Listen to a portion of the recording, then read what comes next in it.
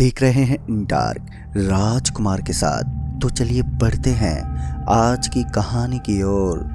दोस्तों, मेरा नाम राघव है और ये तब की बात है जब मेरे चचेरे भैया के दोस्त की शादी थी। उन दोनों सर्द का माहौल चल रहा था। ठंड के मारे मैं तो अपने घर से भी बाहर नहीं निकलता था। फिर सुबह अशोक ने कहा, अरे राघव सुनना, आज हम दोनों मेरे दोस्त की शादी में चलने वाले हैं, तो शाम को 6 बजे तैयार हो जाना। मैंने अशोक को काफ़ी मना किया कि मैं नहीं जाऊंगा, लेकिन वो मेरी बात को कहाँ मानने वाला था। जैसे ही रात का समय हुआ तो अशोक भैया मेरे घर पर आ गया और मुझे ले जाने का हट करने लगा।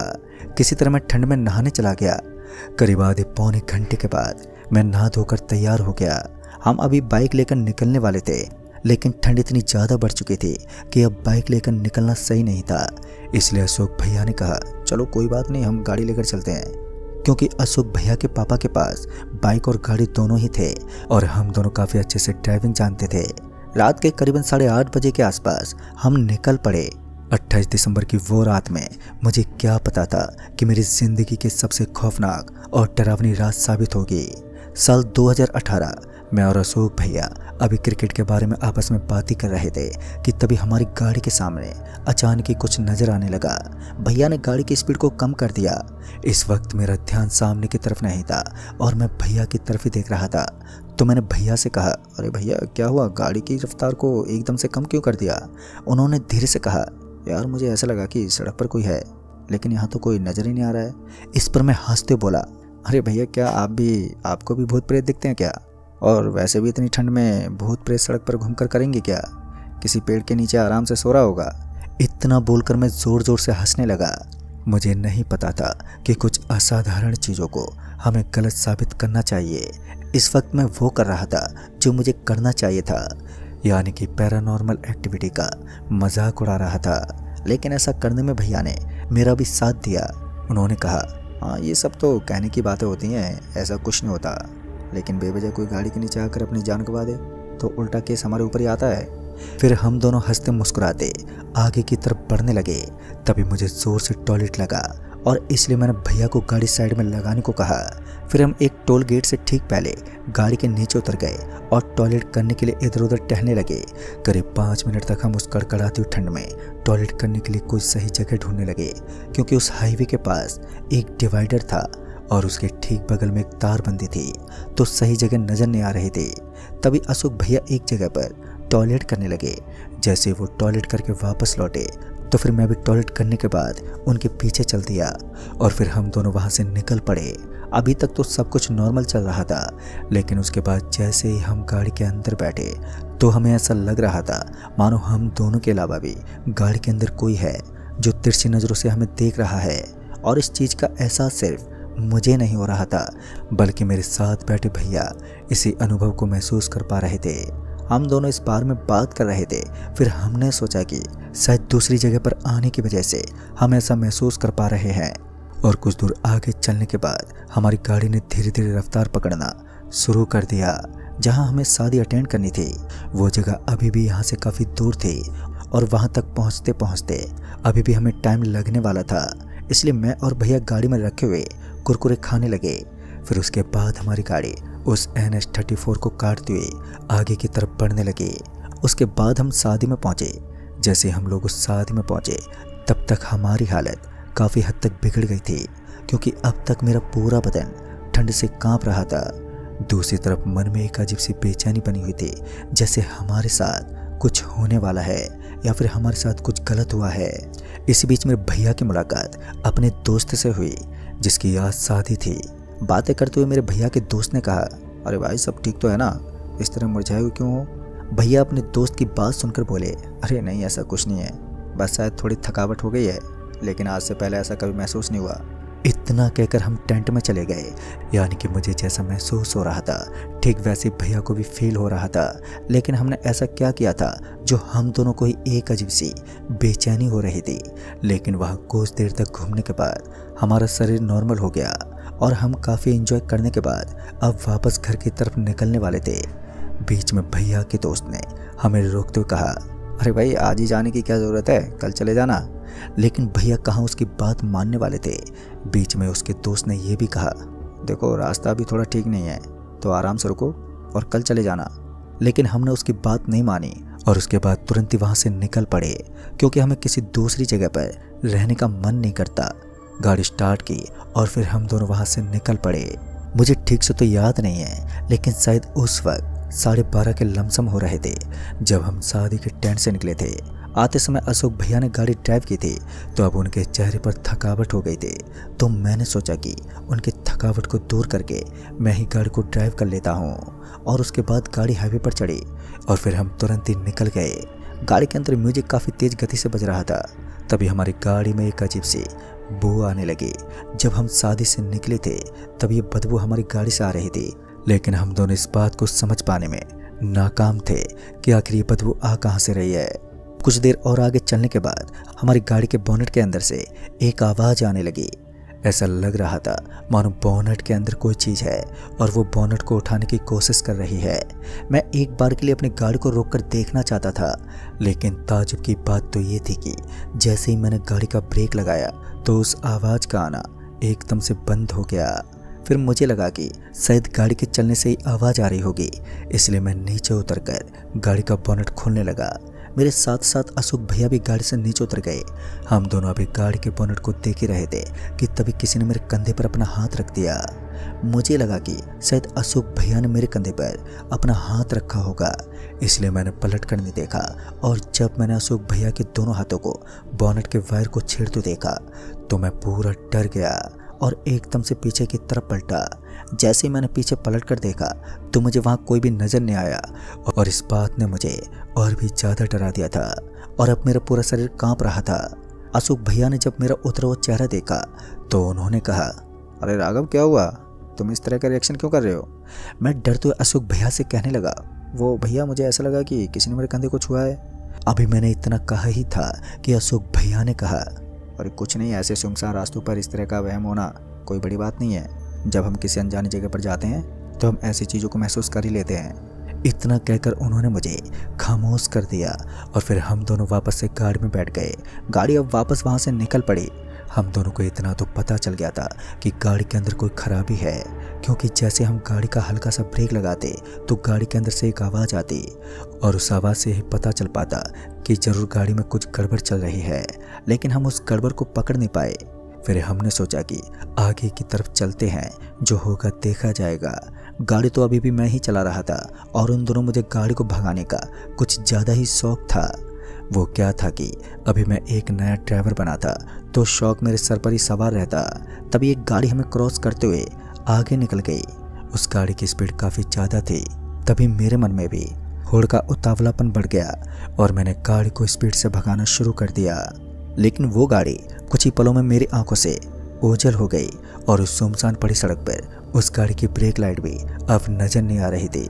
ऐसे में मैंने गाड़ी की स्पीड को फिर से धीमा कर लिया। धीरे धीरे हम लोग उस टारगेट के पास पहुंचने लगे, जहां आते वक्त हमने एक टोल गेट देखा था और उस टोल गेट के पास कोई भी कर्मचारी काम नहीं कर रहा था। आते वक्त भी हमारी रसीद किसी ने नहीं काटी थी और न ही गाड़ी के आगे लगी चिप पर कुछ असर हुआ था और न ही वहाँ के बोर्ड वगैरह ठीक से काम कर रहे थे। इसलिए मुझे उस टोल गेट की एक झलक याद आ गई। अभी मैं गाड़ी को आगे बढ़ाते हुए उस टोल गेट के एकदम करीब पहुंच गया।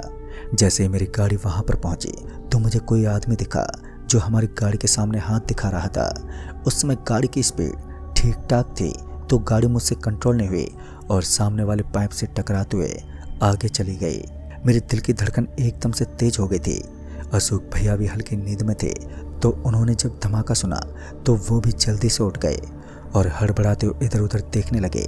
इतने में ही मेरी गाड़ी थोड़ी दूर आगे जाने के बाद एकदम से रुक गई और जब मैंने गाड़ी की विंडो से झांकते हुए बाहर की तरफ देखा तो वहाँ पर वही आदमी खड़ा हुआ नजर आया।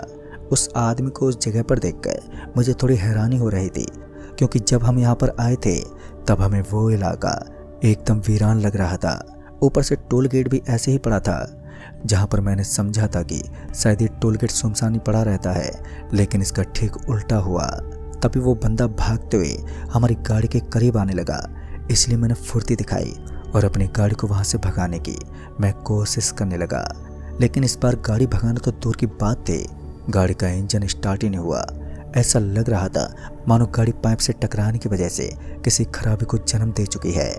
लेकिन अब वो क्या खराबी थी ये हमें समझ में नहीं आ रही थी, क्योंकि अब हमें लग रहा था कि शायद अब हम दोनों किसी पुलिस वाले के चंगुल में फंस जाएंगे और हमें पुलिस वालों की डांट के साथ साथ उनके डंडे भी खाने को मिलेंगे, क्योंकि हमने गलती ही इतनी बड़ी की थी।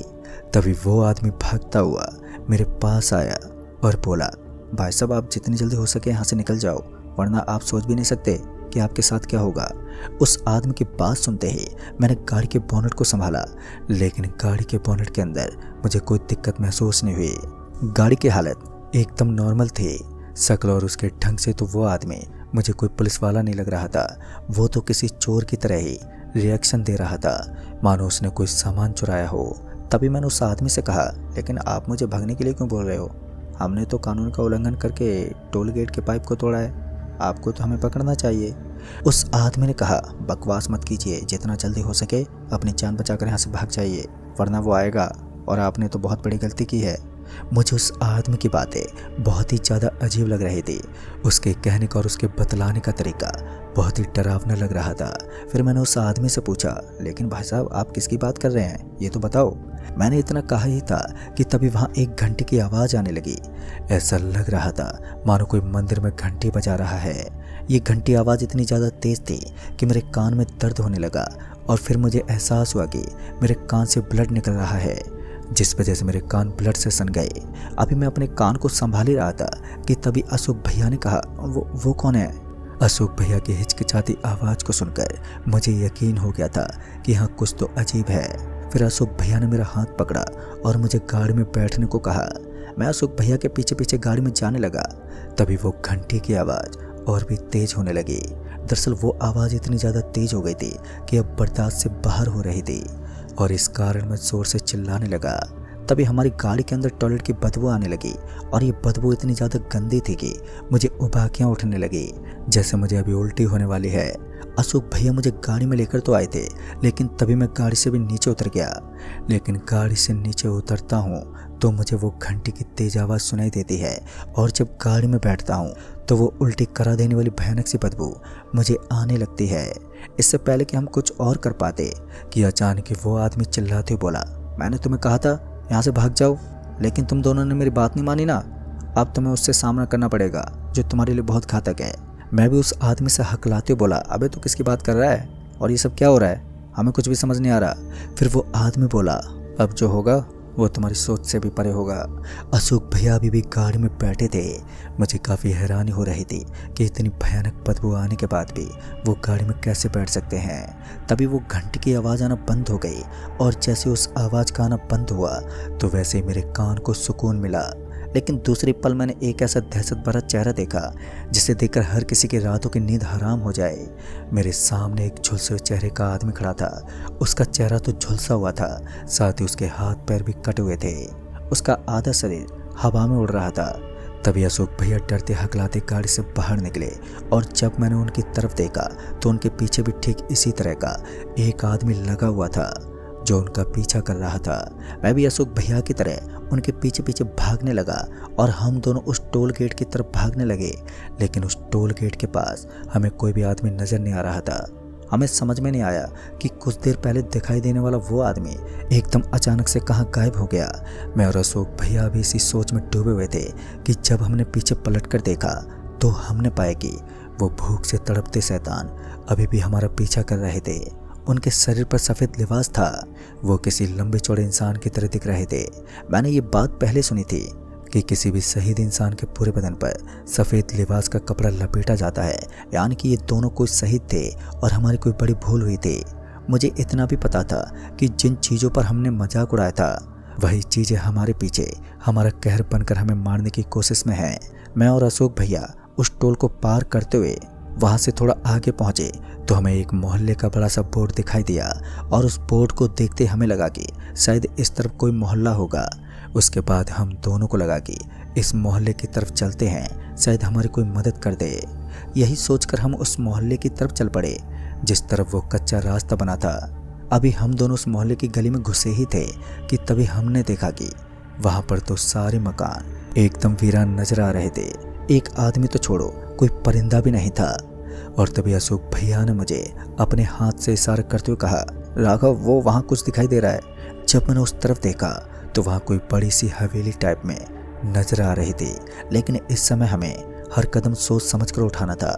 इसलिए मैंने अपने भैया से कहा, अरे नहीं भैया, पहले से वो हवेली वीरान पड़ी है, अगर हम किसी बड़े खतरे में फंस गए तो हमें कोई नहीं बचा पाएगा।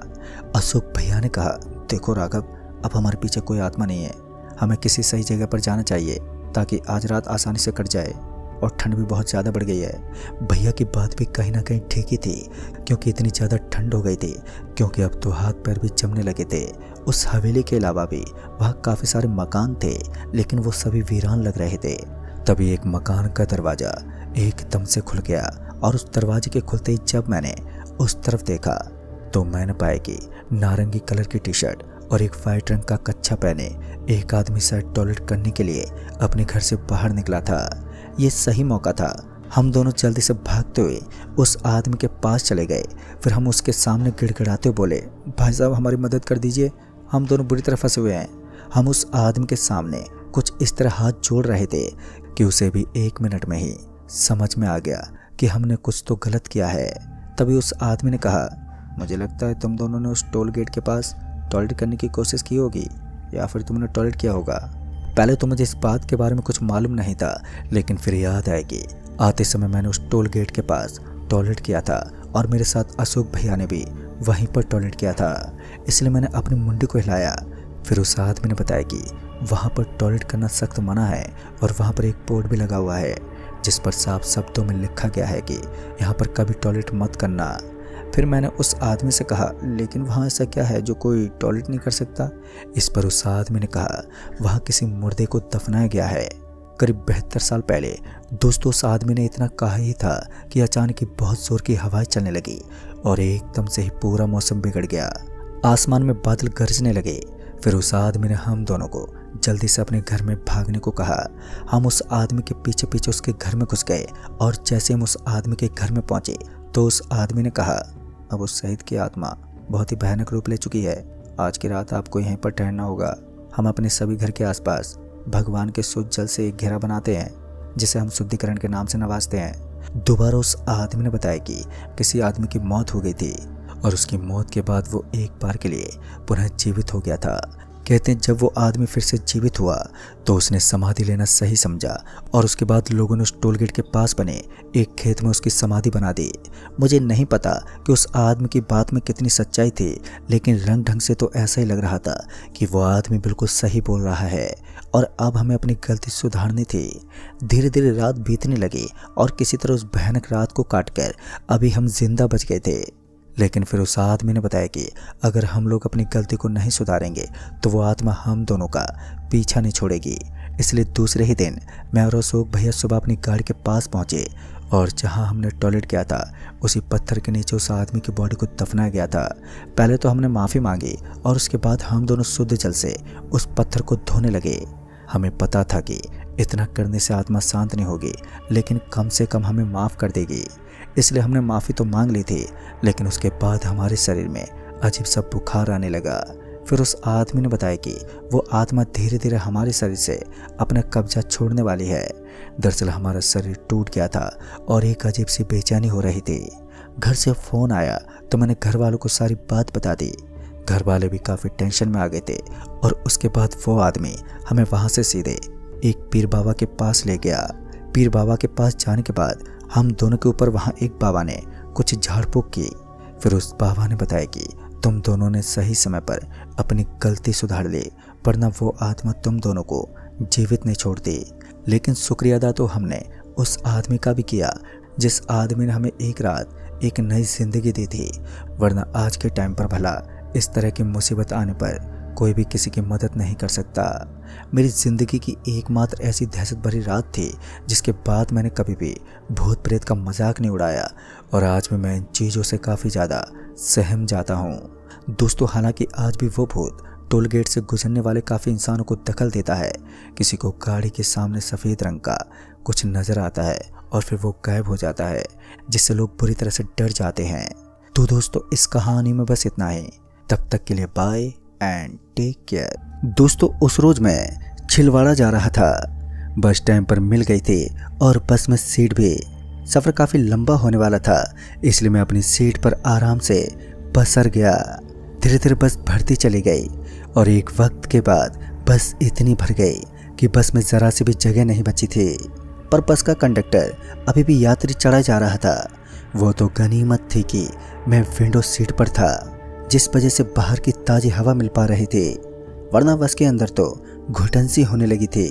खैर एक वक्त के बाद भीड़ कम होनी भी शुरू हो गई और शाम के 7 बजते बजते बस खाली भी हो गई।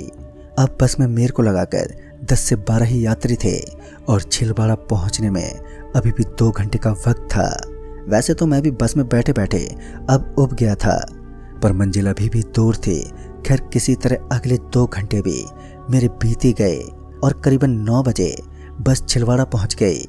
मैं बस से उतरने ही वाला था कि बस के अंदर कंडक्टर ने मुझे टोकते हुए कहा, भाई साहब आप मेरी मानो तो यहाँ ना उतरें, आप वहाँ उतर जाइएगा।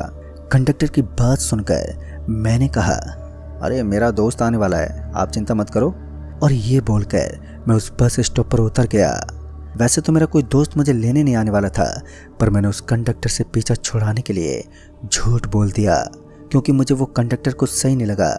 पूरे रास्ते में पैसेंजरों से झगड़ते ही आ रहा था, वो भी छोटी मोटी बातों पर। खैर बस से उतरने के बाद बस तो चली गई, पर बाद में मैंने नोटिस किया कि बस स्टॉप पर मेरे अलावा कोई और है ही नहीं।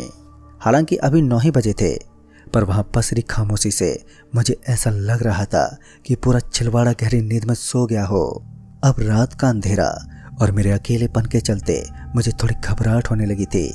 ऐसा लग रहा था कि कोई मेरे आसपास है। मन में उल्टे सुलटे ख्यालों ने मुझे दिमागी रूप से कमज़ोर बना दिया था। अब मुझे यहाँ से डाकघर जाना था, जो कि यहाँ से लमसम 1 किलोमीटर दूर था। वैसे तो मैं पैदल ही चला जाता, पर रात होने के कारण मुझे थोड़ा डर लग रहा था। पर आसपास मुझे कोई सवारी नहीं दिख रही थी। मैं अब ये तय नहीं कर पा रहा था कि मैं वहीं किसी सवारी के आने का वेट करूं या फिर मैं पैदल ही निकल जाऊं। और इसी सोच विचार में मेरे 10 से 12 मिनट और बीत गए। कोई सवारी तो नज़र नहीं आई, पर मुझे एक आदमी नजर आया जो बस स्टॉप से कुछ दूर खड़ा होकर मुझे घूर रहा था। पहले तो वो आदमी मुझे एक आम आदमी ही लग रहा था, पर जब उसने अपने चेहरे को कपड़े से ढक लिया तो मुझे लगा कि हालात बिगड़ने वाले हैं। मैं फौरन ही बस स्टॉप से चल पड़ा और मेरे चलते ही वो आदमी भी मेरे पीछे पीछे आने लगा। जैसा कि मुझे अंदाजा हो गया था कि ये कोई चोर चक्का है। मैं और तेज तेज चलने लगा और तकरीबन 3 मिनट तो वो मेरा पीछा ही करता रहा और फिर अचानक से वो गायब हो गया। उस चोर के अचानक ही गायब हो जाने के बाद मुझे लगा कि मुसीबत टल गई है, पर अगले ही पल 3 से 4 अज्ञात लोगों ने एकदम से मुझे घेर लिया और इससे पहले मैं कुछ करता कि उन्होंने मेरे सिर पर इतनी जोर से मारा कि मैं वहीं पर बेहोश हो गया। और फिर जब मुझे होश आया तो मैंने पाया कि मेरे हाथ पर बंधे हुए हैं। आसपास कटीली झाड़ियाँ और बहुत सारे जंगली पेड़ थे। शायद मैं किसी जंगल में बंधा पड़ा था। मेरा सारा का सारा सामान अब गायब था। वो बदमाश भी कहीं दिखाई नहीं दे रहे थे और मैं अभी भी यही सोच रहा था कि सामान गया तो गया, पर जान तो बच गई कि तभी मुझे कुछ लोगों की आवाज़ सुनाई पड़ी और आवाज़ के सुनते ही मैं एकदम से खामोश हो गया। पर जब वो लोग मेरे सामने आए तो उन लोगों को देखकर मालूम चला कि अभी मुसीबत से छुटकारा नहीं मिला है।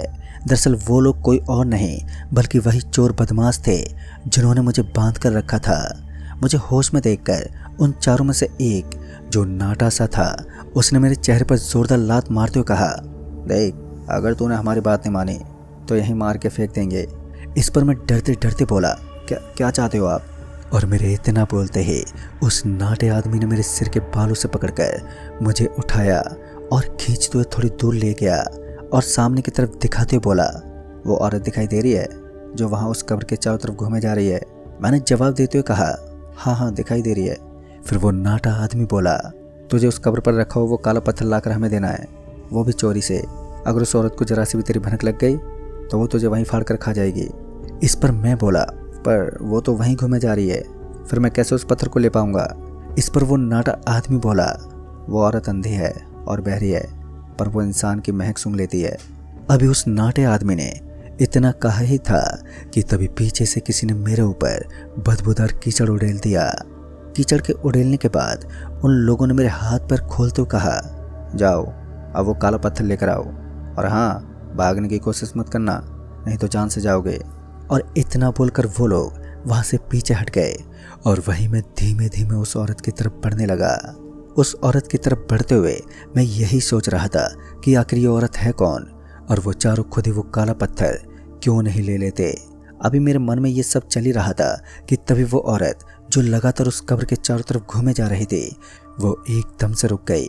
उसके रुकते ही मैं भी एकदम से रुक गया और उस औरत को एकटक देखने लगा।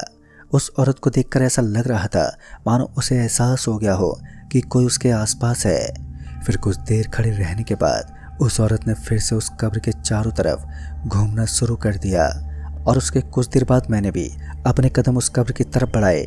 धीरे धीरे अब मैं उस कब्र के बेहद करीब पहुंच गया था, पर अब मेरी हिम्मत नहीं हो रही थी कि बचे हुए कुछ कदम पूरा करूं। मन तो कर रहा था कि वहां से भाग जाऊं, पर जब मैंने पीछे पलटकर देखा तो वो चारों दूर से मुझे आगे बढ़ने को कहे जा रहे थे। बदमाशों को देखकर मुझे अपने आप को ये समझाना पड़ा कि इस औरत से तो शायद किसी तरह बच जाऊंगा, पर उन चारों से बचना मेरा नामुमकिन था।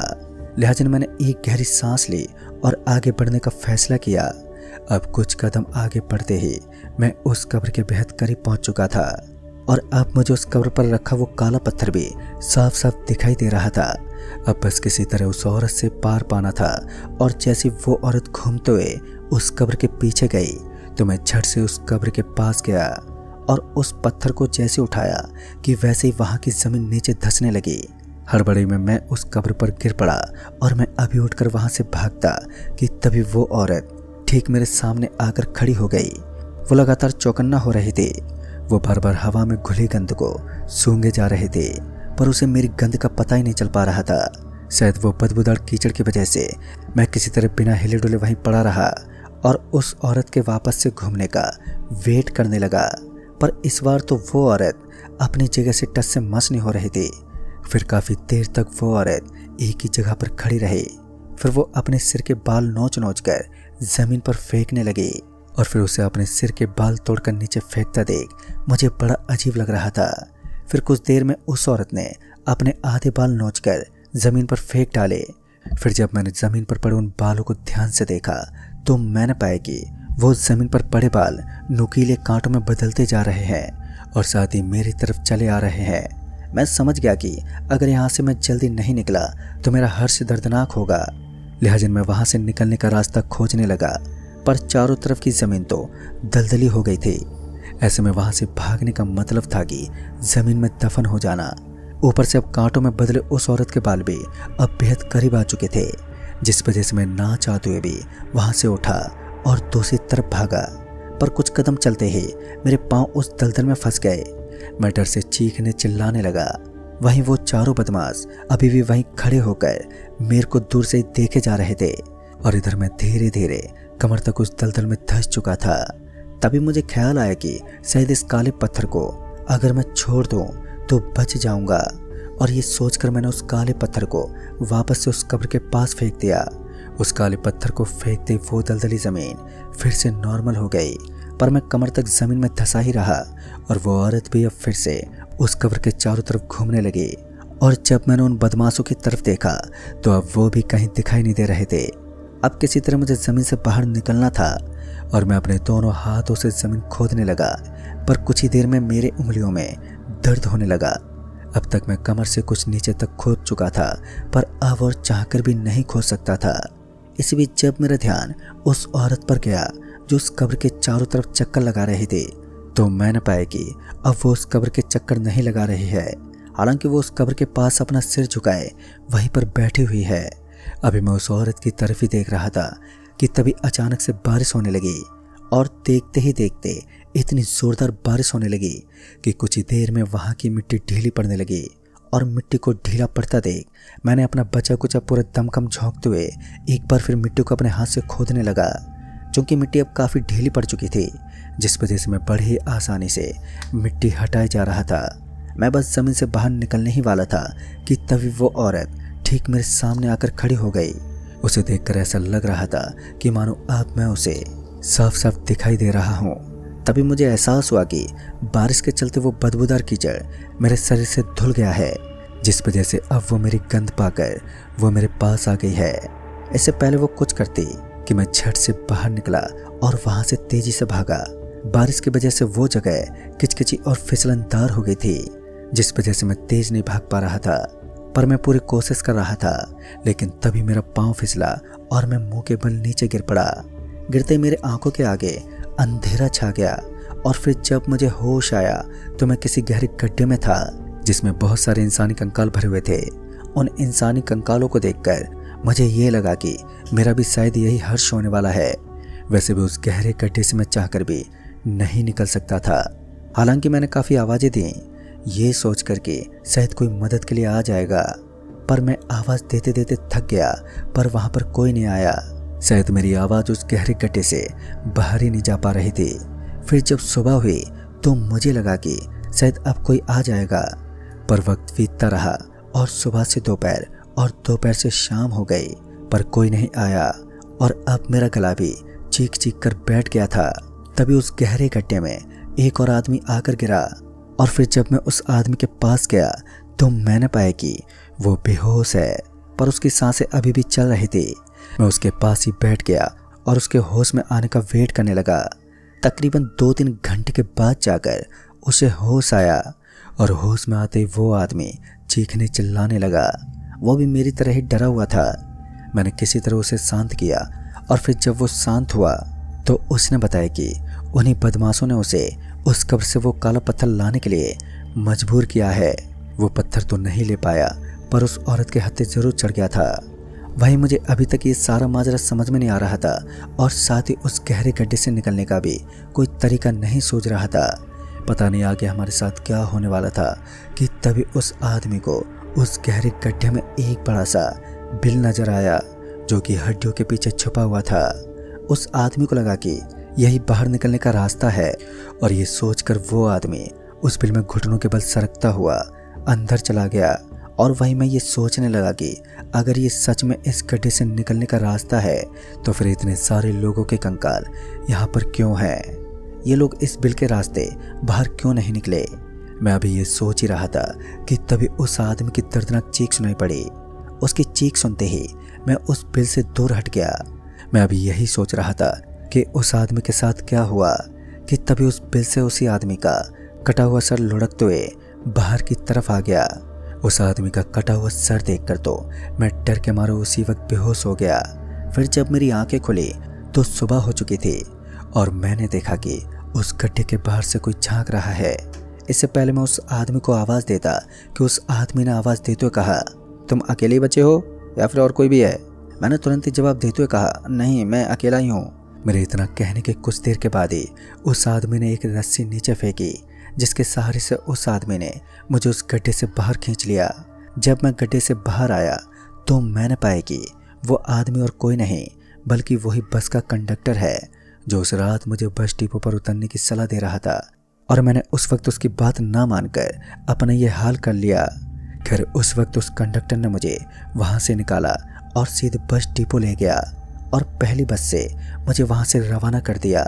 हालांकि मैंने उस कंडक्टर से उस कब्र के चक्कर लगाने वाली औरत और काले पत्थर के बारे में पूछा तो कंडक्टर ने बात टालते हुए कहा, भाई साहब अभी आप जाओ और फिर कभी इस किस्से को जानने का मन हो तो आप यहीं आ जाना, मैं आपको सारी बात फुर्सत से बता दूंगा। वैसे आपकी किस्मत अच्छी रही, वरना उस गड्ढे से शायद ही कोई जिंदा बाहर आता है। खैर उस वक्त भी मैं काफ़ी डरा हुआ ही था, इसलिए मैं चुपचाप लौट आया।